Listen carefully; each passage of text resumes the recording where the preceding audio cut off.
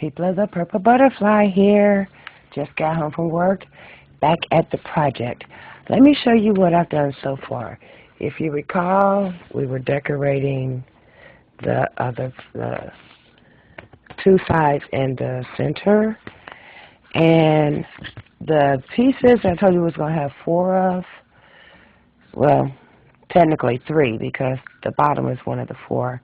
I put the leftover zebra pieces on it. There was 8 of them, so I figured 4 of these, and I just kind of randomized it and cut it as needed. And anything that's hanging over the edges was cut off the edges and put on the last piece. This piece I folded in half like this, and then folded it in half again like this. And this is going to be cut in half. This is going to be the trim around the top right here. And I'm thinking what I'm going to do is take this part and slide this in like this and expose the tape so that way it sticks, and do that same thing on this side so that way when it folds it can go up the side. At that point, I will be making tabs to connect it the same way we did with the bottom. And then at the end of that, I'm thinking take an old route sheet, because it's pink, and turn it inside out so that way the whole thing seen from the inside is pink instead of, you know, information. And put that on the exposed tape as the lining. And then this is the original hip pouch that busted. So, and I may or may not fix the zippers. But as you can tell, in 3 years, this thing has literally gone through what looks like a war. But I figured I could take the straps off of here and somehow incorporate it into the new one. And granted, this is not, well, actually it's bigger. See that? It's bigger in size, as you can tell, but it won't be bigger in content, because this had a pocket here and a pocket here and then a pocket here. But for a quick fix, I think I'm doing pretty good. Plus, it's a fun project, and if you go back to Hubcaps with Bling, anytime I wear this, I'm going to be matching my car. Yeah, I have a lot of fun being me.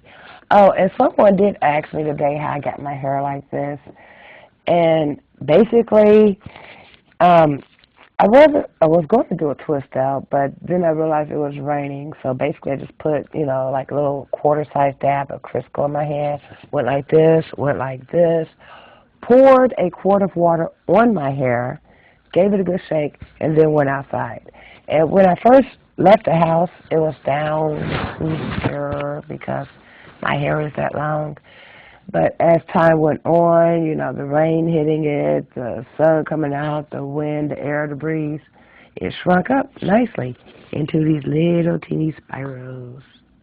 And surprisingly enough, no frizz. I was just as shocked as everybody else. But anyway, fortunately I did go like this and split it, so that way when it did start hanging and shrinking, it didn't do this, because my hair will get right in my eyes, and when you have something that might be greasy or, you know, you're driving a bus, you don't want that. Anyway, I'm going to put these ideas to some good use. Actually, I'm going to go ahead and cut this in half.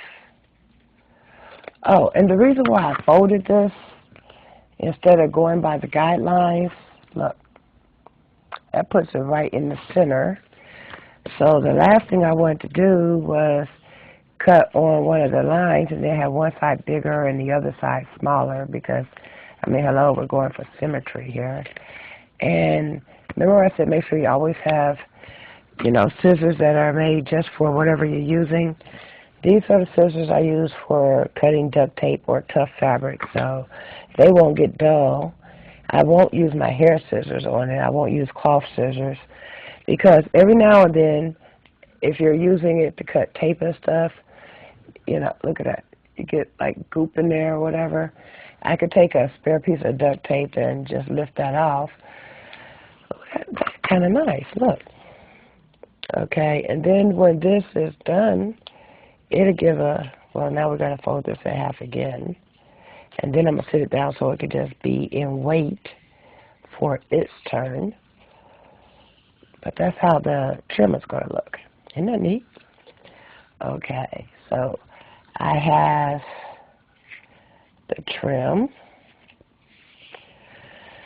Oh, and this will be part 4. So if you're going, wait a minute, what's she doing? There's a part 1, a part 2, and a part 3 that comes before this video. Because I know it's like to look at a video and go, okay, I'm confused what happened. Because people assume that if you're watching part 3 of their video, you've already seen part 1 or 2. And then they don't bother to label it, so you know it's a part 1 or 2. So that's how this one's going to look. So I'm going to put these together and put those to the side. Before I use that and before I finish doing what I'm doing that I just explained, I got to go wash my hands. They're slippery. Anyway, those were the leftover pieces from this here. Remember I told you I drew the pattern on all 4 sheets. So if nothing else, I can make another one, or this could be the inside lining or what have you. But I'm thinking if I put tape to tape and not use the strip type of tape, this might end up being too many air bubbles. I do intend to go store and buy another roll of the zebra tape and some of this neon pink in the roll, not the sheet. That way, if nothing else, I can reinforce this and use the same colors. Especially since this has this fun little clippy thing I like. See? So if this got the same, you know, medium, even though it's a very sturdy strap, then it won't look like left man out, eyeball, eyeball. You know what I mean? Anyway, this has been People7 on Twitter and YouTube, People elsewhere on the internet. Just in case I forgot to say my blog at the beginning of the video, I'm located at purplebutterfly-people.blogspot.com. And don't forget to rate, comment, and subscribe. And y'all stay blessed. Bye now.